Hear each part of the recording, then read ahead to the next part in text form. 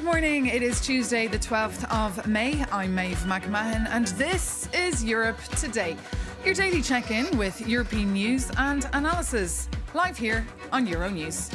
Coming up, the European Union has signed off on sanctions against Israeli settlers over ongoing violence in the West Bank. EU foreign ministers took the decision at talks in Brussels. The long-awaited move was possible due to Hungary's brand new government. And EU countries remain divided over whether to engage directly with Vladimir Putin. Last weekend, the Russian president suggested he was open to talks to end the war and hinted that the former German Chancellor Gerhard Schröder could play a role.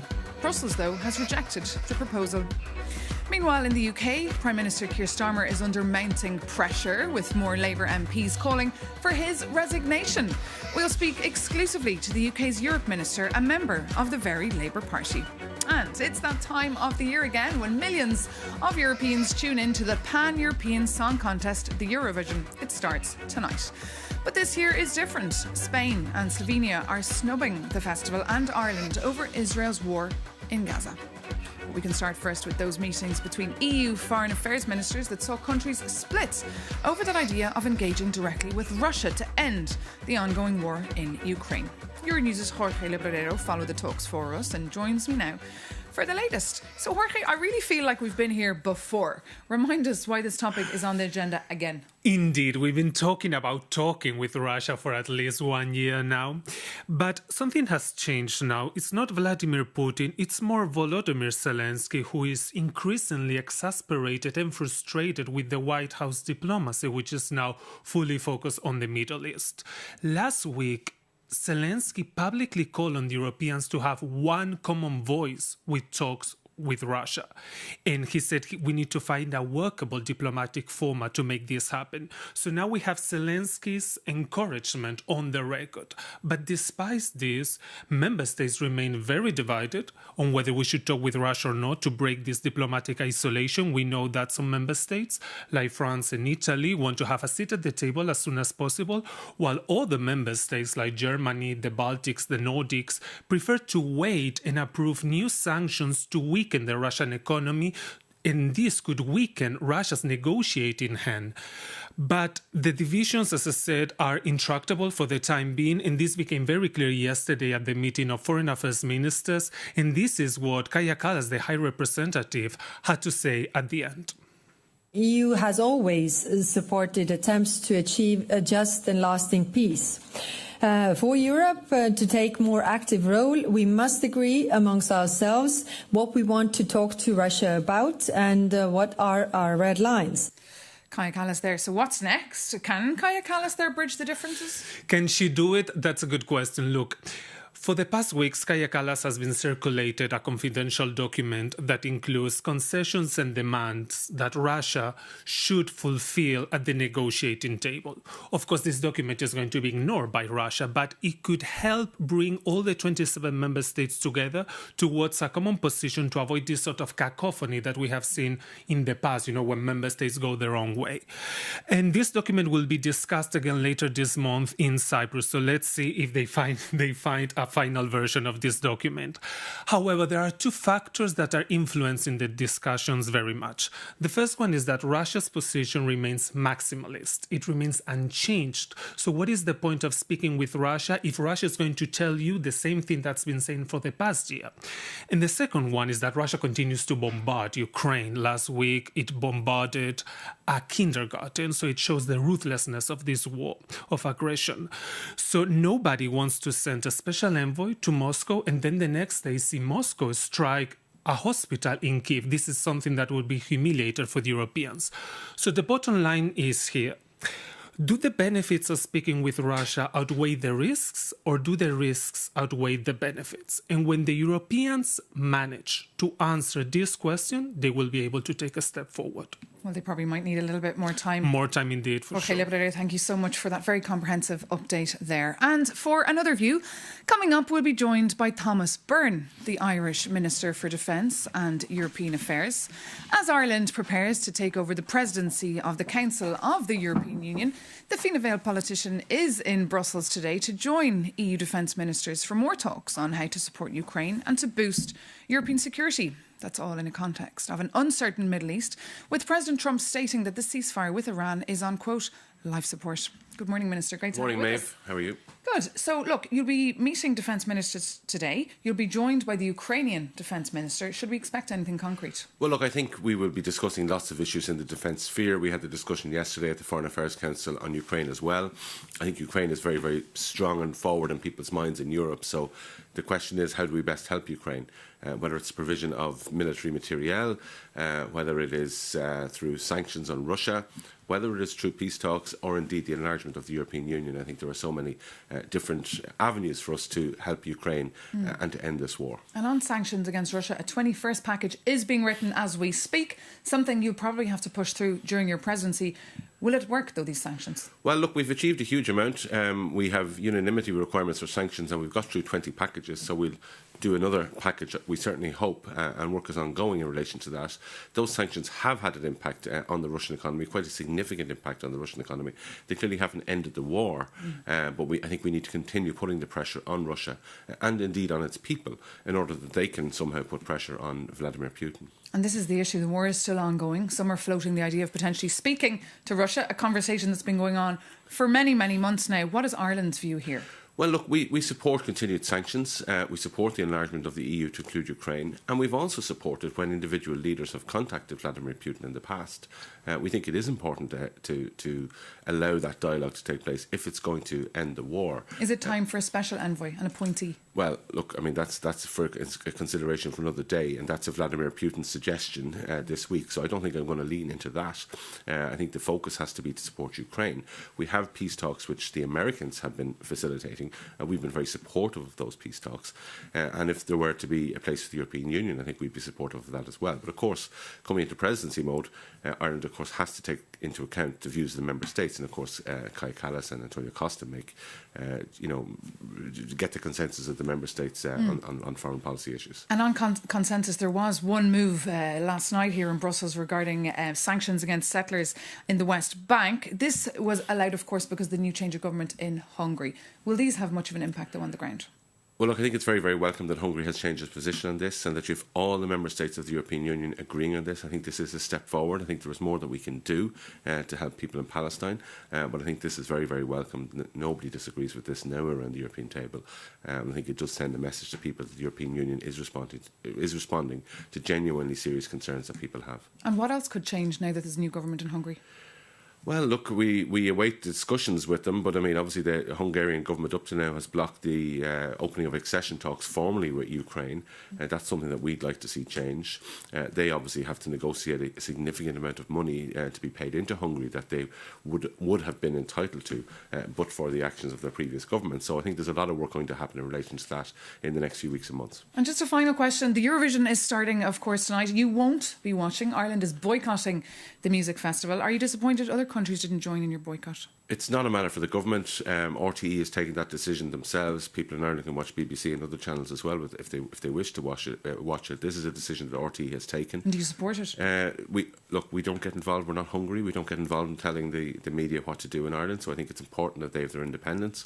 They've decided this independently, and that's the decision for them to take in relation to their audience. The independence of RTE, I think, is something that has been critical and central to our democracy over the decades. OK, Minister Thomas Byrne, thank you so much for coming in to us, and best of luck with your long day of talks. Here, and now to the UK, where Keir Starmer's hold on power appears to be slipping away. Cabinet ministers have asked him to set out a timetable for his departure. Despite this, the UK is still trying to reset relations with Brussels and set the agenda abroad. Our EU correspondent, Angela Scudens, spoke to the UK Europe Minister and started by asking him about Downing Street's role in supporting abducted Ukrainian children. Russia, as I said, has taken tens of thousands of these children, identifying where they are, making sure that we understand where they've gone. They've gone all over Russia, in many cases forcibly adopted, and in some cases taken to camps, indoctrinated, in some cases taught to try and hate where they came from. It's one of the most shocking things, I think, that I've ever heard of. And that's why today also we are announcing new sanctions on on individuals and organisations who are behind this practice, building on the sanctions that we've already introduced. Tell me a little bit more about the sanctions, as well as that €1.3 million equivalent injection that has been pumped into this fight.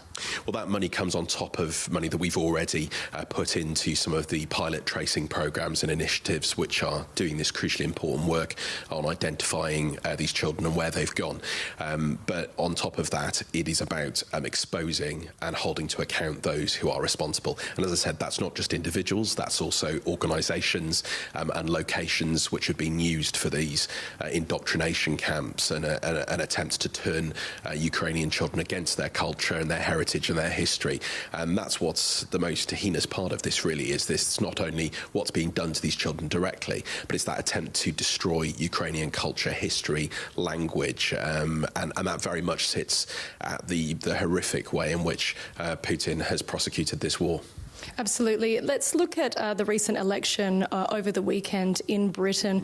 How is the government of Keir Starmer digesting this news, which saw Labor lose quite disastrously in the local election, the council elections, and saw the Reform UK doing quite well?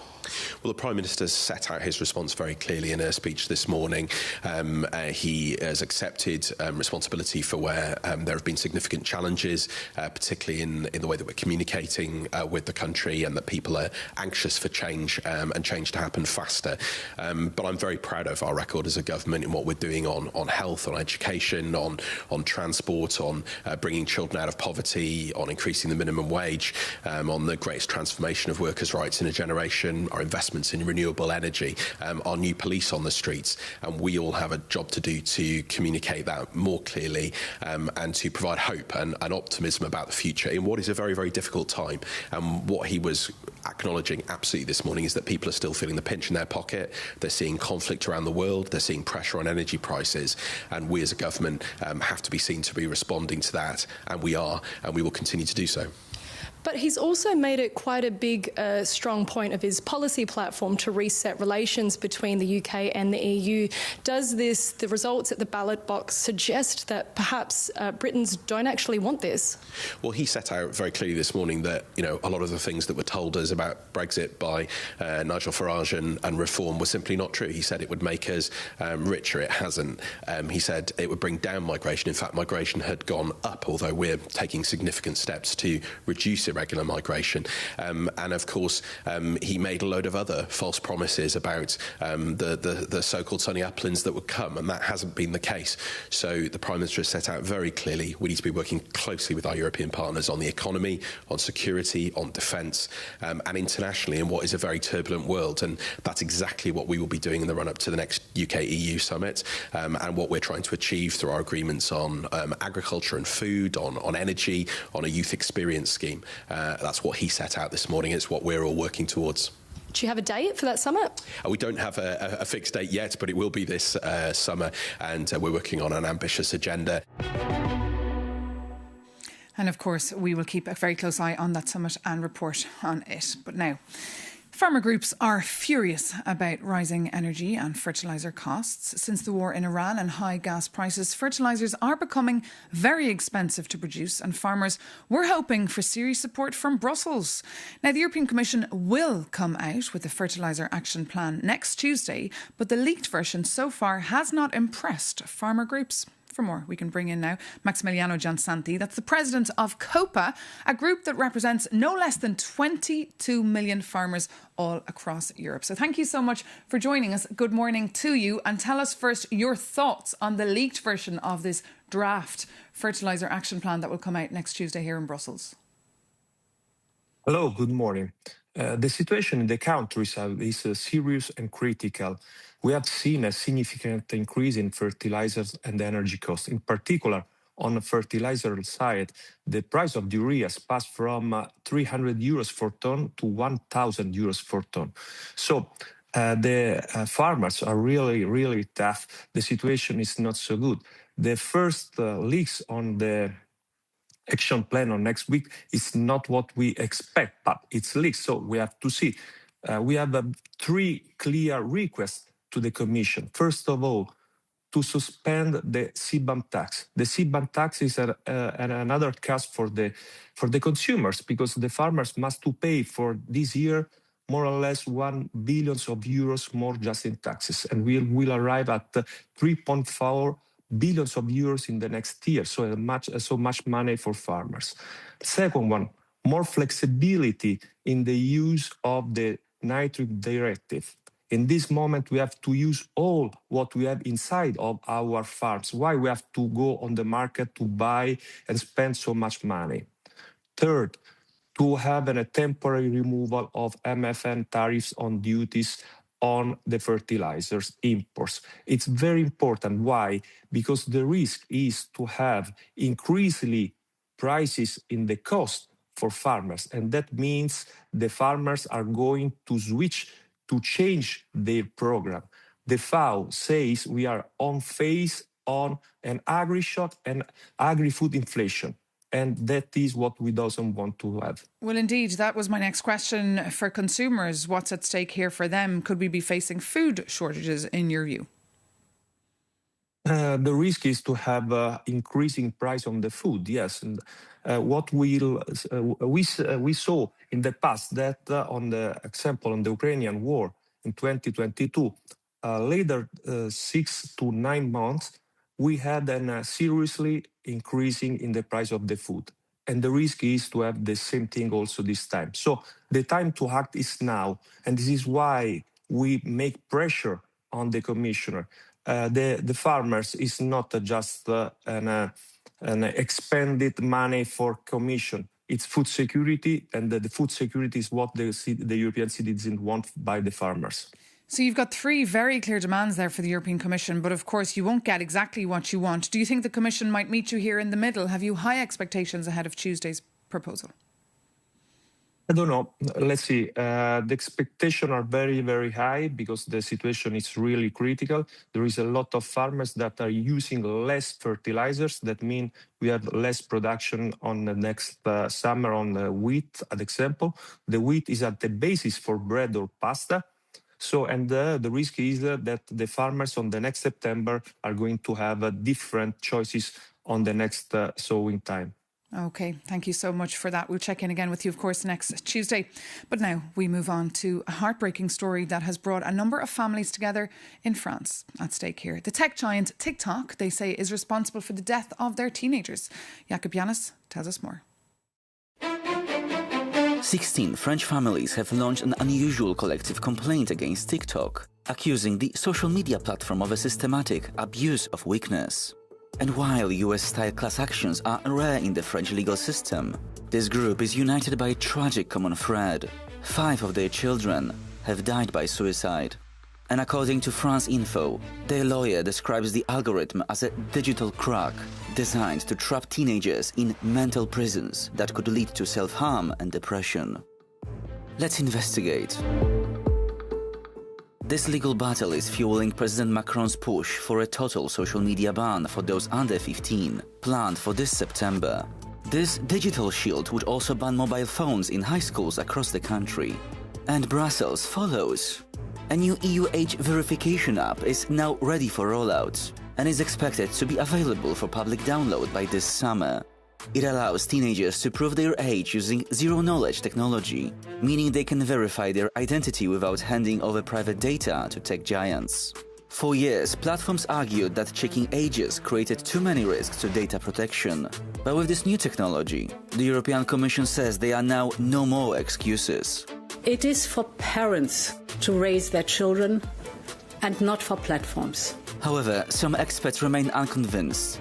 Critics argue that the EU app is a quick technical fix for a structural problem, and they insist the danger isn't the user's age, but the addictive recommender systems that platforms refuse to change.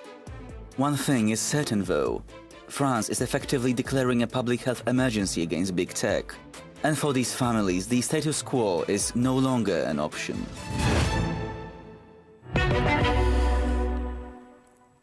Jacob Jannis there on a story being watched carefully here in Brussels. And speaking of the Belgian capital, if you are trying to get in or out of it today, you won't, as Belgium's 3 largest trade unions are striking over retirement age laws. So there's major disruptions at Brussels Airport. For more on that story or anything else we're covering, do visit Euronews.com. But that brings this edition to an end. Reach out to us here at Europe Today at Euronews.com if you have any comments or pointers. Take care, thanks for watching, and see you very soon.